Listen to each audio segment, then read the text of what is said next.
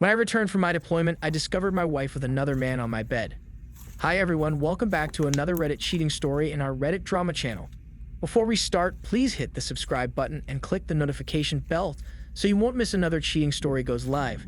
Being in love is arguably one of the most beautiful things in life, but it is also one of the most perilous. I understand that life is all about taking chances.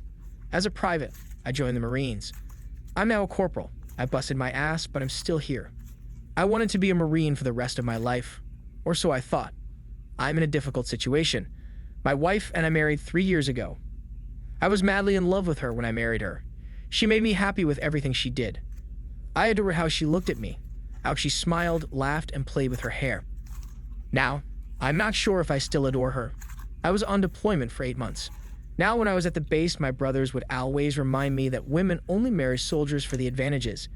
You know, things like benefit payments, healthcare, education, vacations, and so forth. They say spouses become lonely when we deploy and bring a pal home while I'm here. I didn't pay attention to any of this, did I? Isn't that not true of all women? Well, I'm not sure anymore. It's not my position to say that everyone is now like this. When I returned home, I had to fly for 12 hours. I was desperate to see my folks, a wife and a lovely princess. Being separated from my child is like being hit in the gut 1 billion times until I see her again. Despite this, I was always conversing with her. I go inside believing they are present.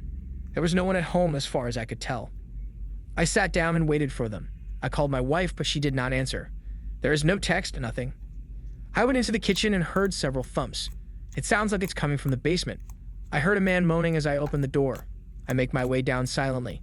It helped that we have a really soft furry-like carpet. Also, wow, I caught my wife kissing someone I went to high school with. We weren't best friends or anything, but we were acquainted. This seemed unbelievable to me. I don't play this garbage anymore, so I hopped on the bed and beat this man. Not in the way that other males do, but it was enough to inflict him a black eye and a split lip. He was well aware that she was my wife. He was aware that I was absent. Wife was yelling at him not to strike him, that she is sincerely sorry. My house had been at base since that time. This house is nothing more than a collection of destroyed memories. My brothers were correct about marriage and specifically about my wife. I will never trust my wife again, and if I divorce, I intend to remain a Marine, which implies that marrying again would be a waste of time. We are, in fact, still married. This was not a long time ago. I regret staying with her on a daily basis. When she grins at me, I simply look away, and when she hugs me, I just look away, placing one arm over her. I turn my head when she tries to kiss me. Our favorite part was trying something we'd never eaten before. We would go to distant states only to eat at the best restaurants. We hadn't done it since before I departed for Asia. I'm simply no longer in love. When I mention divorce, she leaps on me and apologizes profusely, shedding phony tears. That she will never do such a thing again. As she cares for me, she admitted to sleeping with him 3 times. I know I'm all over the place, so throughout my absence, she only slept with him 3 times. Okay, fine. To be honest, I think I should be nominated for most distant husband. She sobs to me, telling me she misses me and that what she did was a mistake, that she'll go to any length to keep us the same as before. We don't argue, but we're more separated than adversaries. She is always recommending that we see a therapist. All they, LL, do is tell us to make up. I'm not doing anything that entails touching her or making eye contact for more than a second. That is why I will not be attending. I was unconcerned about my daughter. She has a striking resemblance to me. She is my ears, eyes, and hair color. I don't require a DNA test. Even though she wasn't mine, she was my life. I would never abandon her. She is the reason I am not divorcing and ending my marriage. At the base, one of my brothers didn't slap me in the face. I recall them stating that if you come home and find your wife in bed with someone else, we'll claim we told you so. But he didn't say it. Instead, he added, I'm wrecking my life with the wrong person. He stated that if I do not divorce, I will be unhappy when I could find someone wonderful. Sure thing. I just want to return home. However, because to the epidemic, this will not be possible. I offer everyone a blessing and ask that they keep safe indoors. The following is the second story. My wife, F25, I am 27, and my 8-year-old stepson reside with my mother-in-law while our new house is being built. We've been here since March and won't be leaving until at least January. A few nights ago, I received a Facebook message from an unknown profile in which she admitted to cheating on me. I was going to ignore the message at first, but then I inquired how they knew. In the end, it turned out to be my father and neighbor.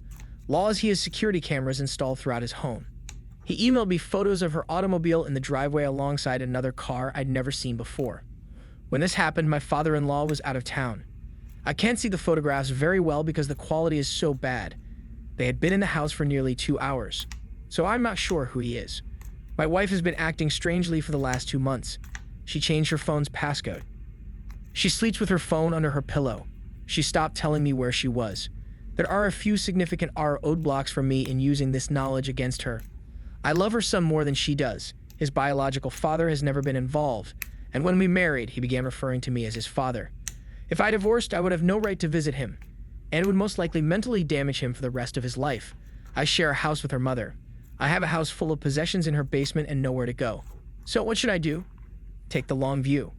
File for adoption so I'll have something to stand on in court if we divorce. That way, at the very least, I'd be able to see my stepson. It came absolutely out of nowhere. She'd never had an opinion on anything like this before.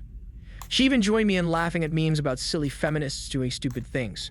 So the bitch breaks up with both of us right there, calling us horrible pigs. We were gonna leave her, she just beat us to it. She claimed she didn't need us because she already has 2 men and can obtain more with the snap of a finger. We were laughing for majority of her feminist rant because none of it had any solid footing for an argument. She was essentially just asserting that all males were pigs with no more details provided other than the fact that we rape and steal what we want. When she finally stopped yelling, she collapsed to the floor and sobbed, pleading to be let to leave. She stood up and stormed out angrily as the guy opened the door and stated with pleasure, "Okay, you suppose that's it? She just left and we never spoke again." You are absolutely correct. She and I never communicated again. But I had taped the most of her feminist rant, in which she argued that she had every right to have as many guys as she wanted because males are pigs and rapists. And the guy clearly had an advantage in this due to his malfunctioning gadgets. He calls the cops and they arrive. We explain what happened, and I show them the video and they are completely taken aback. They stated they'd look into it and that he could bring charges if he wished. He obviously did. The cops were dispatched to find out where she had gone. The guy and I then went into full detective gear, tracking down 2 more Facebook accounts under her name, both of which were routinely updated with photos of her and her partners. We demed the other guys and explained ourselves, linking them to the Facebooks and Instagrams she used with us. We apologized to them for having to find out in this manner. They claimed they were leaving her as well, and that they were pleased we exposed her before they fell too deeply in love with her.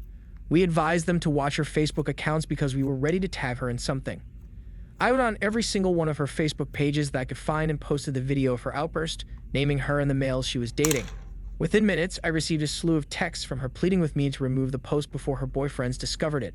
I clearly ignored it and blocked her.